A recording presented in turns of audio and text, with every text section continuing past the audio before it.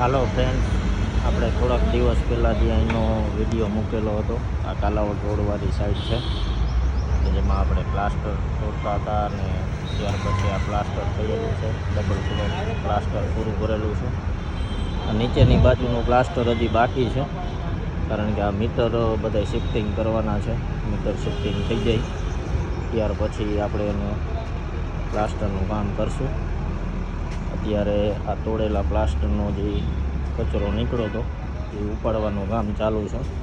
ટ્રેક્ટરના ફેરા ભરાય છે અને આપણે જે ગ્રાઉન્ડ ફ્લોર ઉપર પીસીસી કર્યું હતું એનું ક્યોરિંગ માટે અત્યારે એમાં પાણી ભરેલું છે.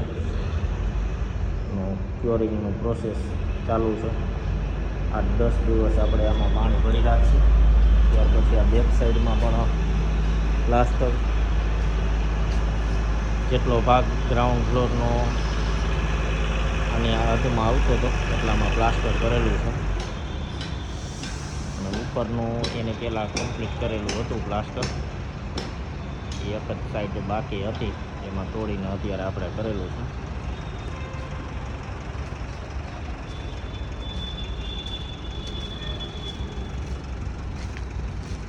ધન્યવાદ.